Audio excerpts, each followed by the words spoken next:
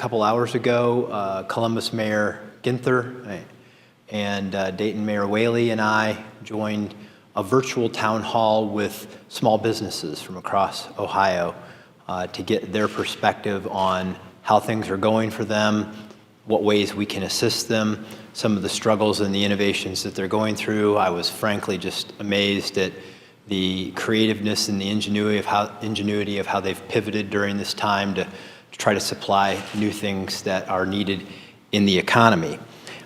Because we were on with Columbus Mayor Andy Ginther, it reminded me of a phone call that I had with the governor 31 days ago today, where he said that he had just gotten off the phone with Mayor Ginther, and they were talking about banning spectators from the Arnold Sports Festival.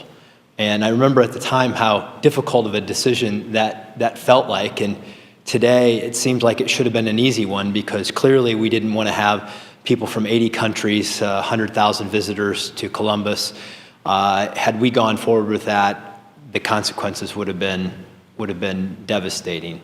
And so, but I know we all knew at the time that these decisions were going to affect small businesses and business in general in our economy. The coronavirus is not just a health virus, it is an economic virus on us all.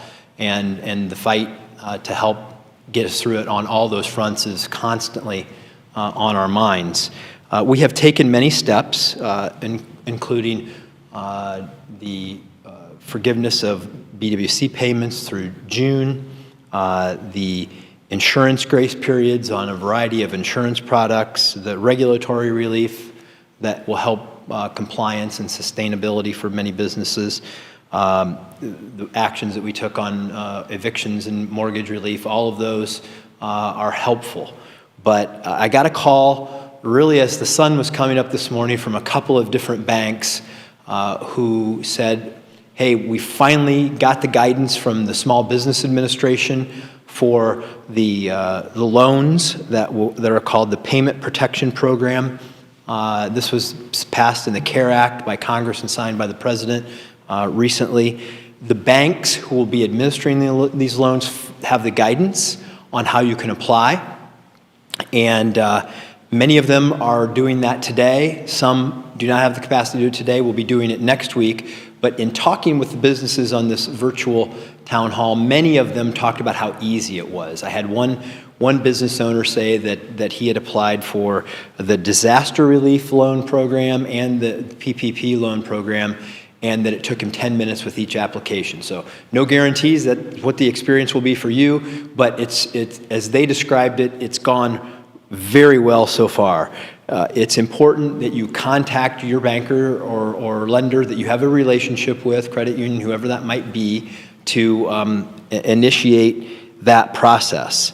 It's focused on employers with 500 employees or fewer, and you can get a loan that may be forgivable. This is the key piece of this. You may say, I can't handle more debt during this time, but the loan can be forgivable for things like payroll, interest on mortgage, rent, and utilities. So a big boost there, I know, for many businesses that are struggling. So we encourage you to take care, to look into this to see if it works for you.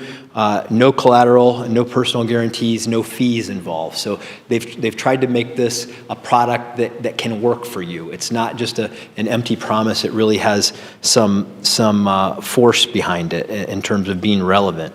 I will say that you can call your bank, but you can also go to coronavirus.ohio.gov/business help to find more information on this and a variety of other services that we are providing for business. So there's some good news that some of this stuff that happened in the CARE Act is starting to get enacted, and relief can get into the marketplace as soon as, hopefully as soon as you get that filled out and it gets processed.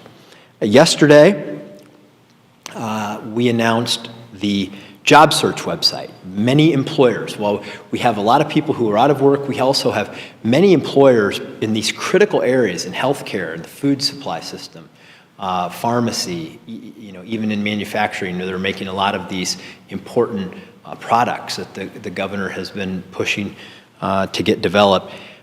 Yesterday, we said you could post your jobs at coronavirus.ohio.gov/job search, or you could search there. We had 11,000 as of yesterday. Today, there are 21,000 jobs on there, just that turnaround in a 24-hour period.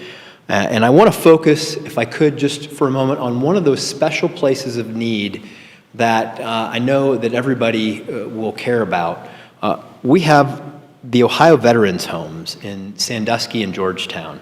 They provide care for 700 veterans, and they are in desperate need of nursing assistants and LPNs to serve the veterans that are in those locations. There are a lot of important things, but this is one that I know is important to all of us. And so if you can help, please go on that website and apply for one of those jobs.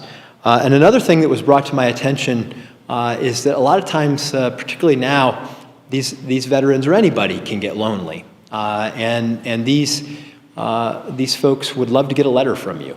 And this may be an opportunity to bring our education system and our humanity together by having your child write a letter to the veterans in these homes. You might give them a little bit of a project to learn about all the wars and all these points in history and all the things that these men and women did to serve their country. So it's an opportunity for you to serve the people who served us, and we really encourage you to do that.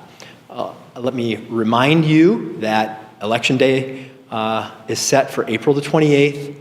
Please, if you want to vote, go to voteohio.gov and get your absentee ballot application, or you can call your local Board of Elections. Don't wait, because they have to send you an application. You have to send that back, and then they have to send your ballot, and you've got to get that turned in. So we want to get that turned around as quickly as possible. And finally, a little piece of good news to end on.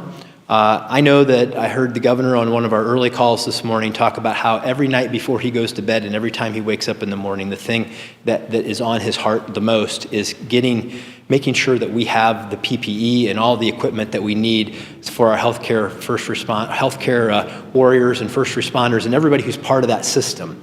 And you know how we work to fight to give Battelle the opportunity to decontaminate the masks for hospitals and nursing homes and first responders.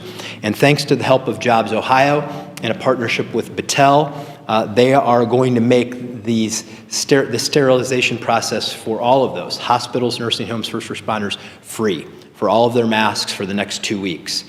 We want you to get those in there. We need to get the supply chain going on this. It's going to really help populate our critical care situation with decontaminated masks. Even if you can get them right now, they're between $4 and $6, and that's a very big if you can get them. And so this is going to really help. Particularly, we know that a lot of the providers are struggling right now with the finances involved with this. This is just one more way that people are just all in it together. They're coming together to try to solve the problem, and we encourage the hospitals to go to the Battelle website and make sure you let them know what you want, when you're coming, and we'll help return more PPE to the people who need it most.